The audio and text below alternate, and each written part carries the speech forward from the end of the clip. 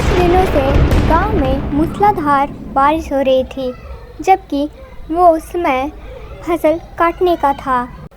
कुछ दिन पहले सब कुछ ठीक ठाक चल रहा था और फसल को काटने का वक्त आ गया था।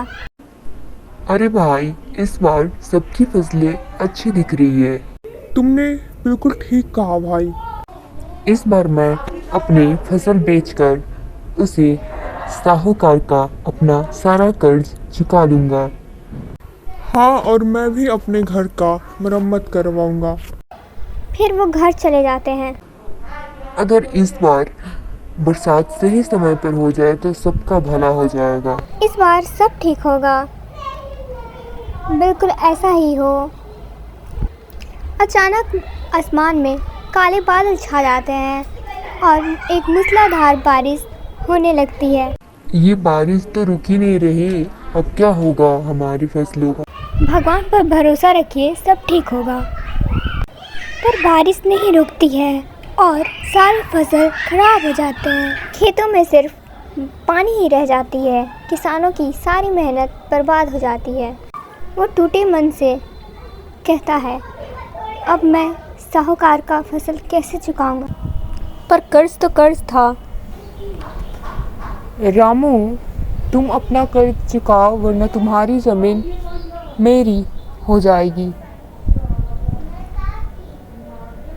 रामू साहूकार से कहता है कि वो मेरी फसल बर्बाद हो गई है, पर साहूकार ने फिर भी उसे 2 दिन का वक्त देकर जाने को बोल दिया है। रामू घर जाता है अपने भारी मन से और वो अपने पत्नी से सारी बातें बताता है। 2 दिन का वक्त दिया है साहूकार ने। अगर मैंने पैसे नहीं दिए तो वो मेरा घर छीन लेगा। पर अब हम क्या करेंगे रामू? ये घर और खेत ही तो हमारी उम्मीद थी।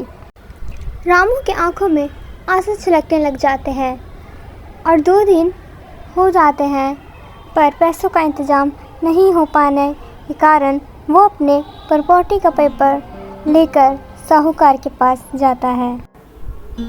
अब ये ज़मीन मेरी हुई। देखा कर्ज ना चुका पाने का नतीजा।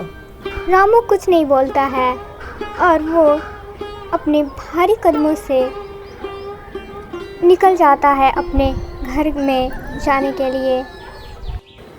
ज़मीन छीनने के बाद रामू के पास एक ही रास्ता बचता है, जंगल से लकड़ियाँ काटकर बेचने का।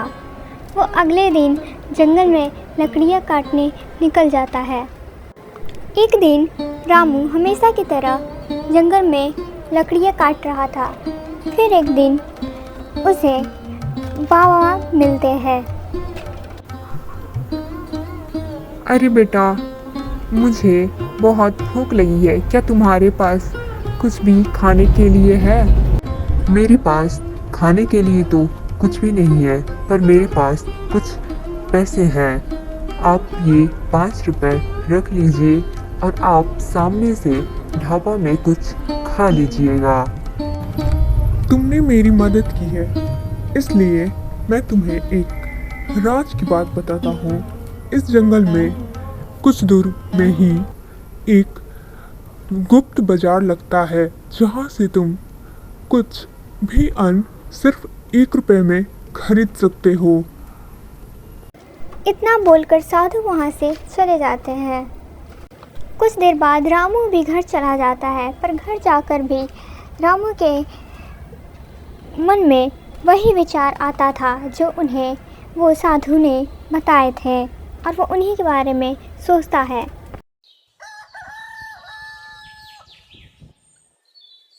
अगले दिन रामू किसी को बिना कुछ बताए घर से जंगल की ओर वो बाजार ढूंढने निकल जाता है। वहाँ जाकर वो देखता है तो देखता ही रह जाता है और धीरे धीरे कदमों से वो उस बाजार की ओर जाता है। हाँ भाई, क्या चाहिए आपको? यहाँ हर चीज़ 1 रुपए में 50 किलो अनाज मिलता है। रामू चौंकता हुआ वहाँ से अनाज लेकर चला जाता है। रामू बोरी लेकर घर आ जाता है। उसकी पत्नी। देखो रीमा, भगवान ने हमारी सुन ली और हमें कहाँ से? अब हम इसे बेचकर अपना सारा कर्ज चुका देंगे। हाँ, सही कहा आपने। फिर रामू उन अनाजों को बेच देता है दुकान पर। रामू बोरिया बेच देता है और उसके हाथ में अच्छे पैसे आ जाते हैं। बहुत दिनों बाद वो एक मुस्कान के साथ अपने घर जा रहा था। अब रामू रोज़ सामान खरीदता और उसे दुकान पर बेच देता। जो कभी रामू अपने खाने के लिए पैसे भी नहीं जुटा पाता था, आज वो गांव में दुकान खोलकर अब वही इंसान के पास अपना दुकान और अपनी पहचान थी। लेकिन एक दिन साहूकार का एक आदमी ये खबर साहूकार को जाकर देता है। क्या वो रामू जिसके पास खाने के लिए पैसे भी नहीं थे, आज वो गांव में अच्छा नाम कमा रहा है?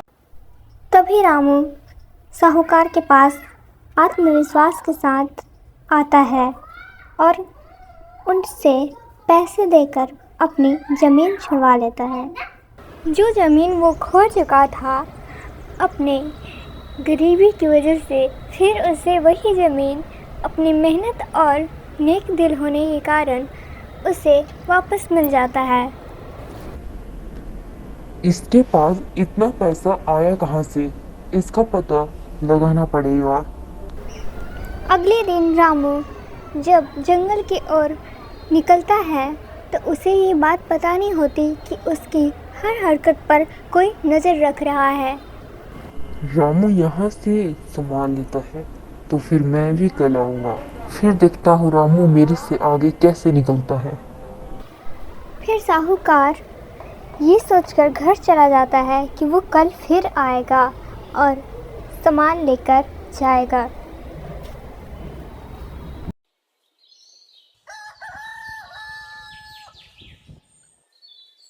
साहूकार फिर अगले दिन जंगल की ओर जाता है, पर वो वहाँ जाकर देखता है कि वहाँ पर वो बाजार नहीं है।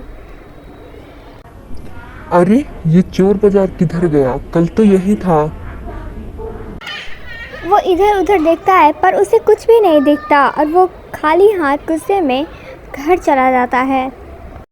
मैं सोच रहा हूँ एक आखिरी बार चोर बाजार से कुछ खरीद लेता हूँ ताकि मैं सबका धन्यवाद भी कर लूँ। जैसा आपको ठीक लगे। रामू जंगल की ओर उस रास्ते पर जाता है, तभी उसे वही साधु बाबा मिलते हैं जो उन्होंने बाजार के बारे में बताया था। कहाँ जा रही हूँ? मैं कल गया था और वहाँ बाजार नहीं था। अब वो बाजार वहाँ से हट चुका है। अब वो कहीं किसी और की मदद करने के लिए जा चुका है। मुझे पता है तुमने सारा पैसा उस चोर बाजार से ही कमाया है। मुझे जल्दी से उस चोर बाजार का रास्ता बता दो, वरना। हाँ, पर वो अब चोर बाजार वहाँ से कहीं और चला गया है, किसी और जरूरतमंद की मदद करने के लिए। इसका मतलब तुम नहीं बताओगे, तुम्हें तो मैं बाद में देख लूँगा। अगले दिन रामू जब अपनी दुकान बंद करके घर जा रहा होता है, तभी साहूकार आता है और हाथ में मसाल लिए उसकी दुकान को आग लगा देता है और वो ये सब नहीं जानता है कि उसे कोई देख रहा है। अगले दिन कल रात किसी ने रामू की दुकान को आग लगा दिया था। रामू की दुकान किसने जलाई? कल मैंने तुम्हें रामू की दुकान चलाते हुए देख लिया था, और हाँ, कल ही इसने मुझे धमकी भी दी थी। हाँ, मैंने ही रामू की दुकान चलाई थी। मुझे उसकी तरक्की देखी नहीं गई। ये तो हमारे गांव में रहने लायक ही नहीं है। गुस्से से नहीं, सच्चाई और मेहनत से ही इंसान जीता है अपने जीवन में। साहूकार ने अपनी गलती मान ली है, अब उसे माफ कर दो। साहूकार, तुम्हें रामू की दुकान दोबारा बनवानी होगी और गांव वालों का कर्ज माफ करना होगा। ठीक है मुखिया जी, जैसा आप कहें मैं वैसा ही करूँगा।